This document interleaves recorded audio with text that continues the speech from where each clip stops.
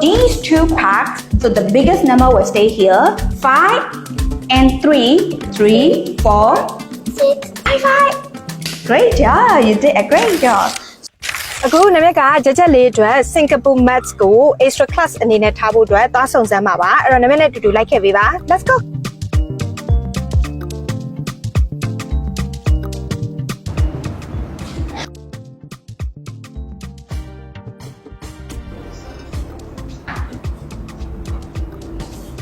ဟုတ်ပါလေအခုတသားလေးကတော့9နှစ်ကျော်ပေါ့နော်အဲ့တော့ဒီ Scholar Guild က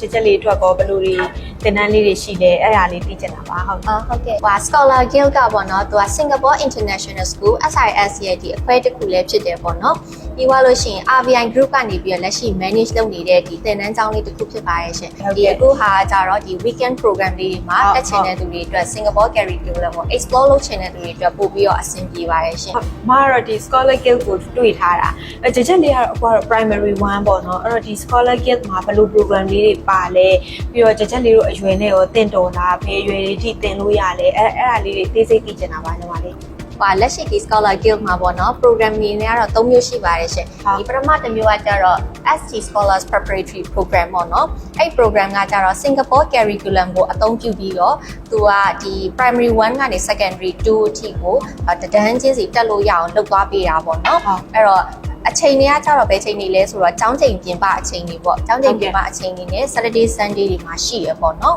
တန်းတွေကတော့သူကတော့ဘယ်သူတွေအတွက်ပို့ပြီးတင်တော်လဲဆိုတော့ဥပမာအစိုးရ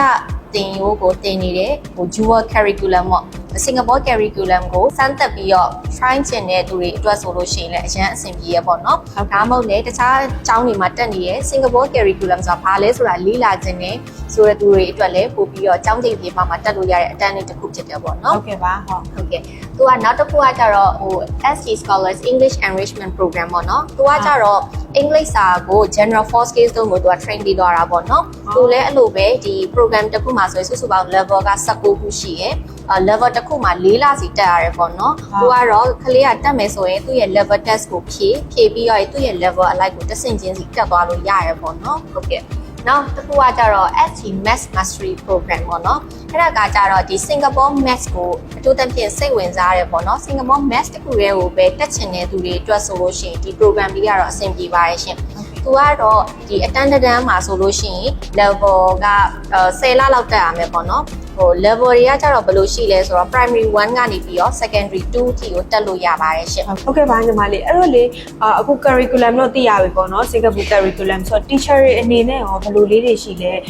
foreigner လား local လားပေါ့နော်အဲ teacher တွေရဲ့ရေးလေးပေါ့နော်အဲ့ဒါလေးလည်းသိချင်လို့ဟုတ်ကဲ့ဒီ Scholar Guild မှာဆိုလို့ရှိရင်တော့ဆရာက foreigner လည်းရှိတယ်လို့ local လည်းရှိရပေါ့နော်ဟိုမိဘတွေအဆင်ပြေတယ်လို့မျိုးရေးချယ်လို့ရပါတယ်ရှင်ဟုတ်ကဲ့ဟုတ်ပြီးတော့နောက်တစ်ခုကကျတော့ဒီဘက်မှာဆရာနဲ့ပတ်သက်တဲ့ quality ကတော့စိုးရိမ်စရာမလိုဘူးပေါ့နော်။ဘာဖြစ်လို့လဲဆိုတော့ဒီ Singapore International School SIS ကနေပြီးတော့ဒီ fully training ကိုအပြည့်အဝပေးထားတယ်။ပြီးတော့ SIS ဆိုတာမျိုးကလည်း Cambridge Approved Center လည်းဖြစ်တယ်။ဖွင့်လာတာလည်းကြာပြီပေါ့နော်။အဲ့တော့ဒီ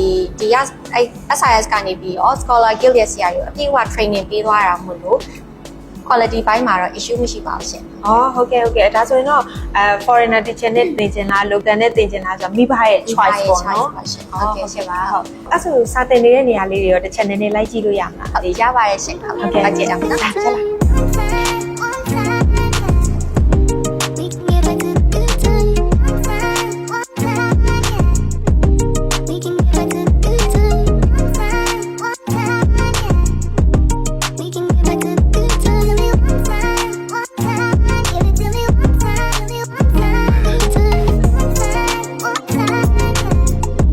Dad,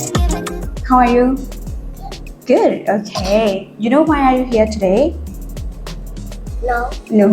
okay. So let's make it some one activity first. Do you know what is the number bones? You know number bones, right? So how many circles in number bones? Do you know how many circles are there in number bones? 3 circles. High five. Very good. You know 3 circles. And this is also your hand. So you will see 3 circles in number bones, correct? So the bigger circle, so these 2 packs will make a big circle. So the biggest number will stay here, 5 and 3, will make this whole number. Okay, let's check. So 1, 2, 3, 4. 5, 6, 7. So in this case, high five. Great job. You did a great job.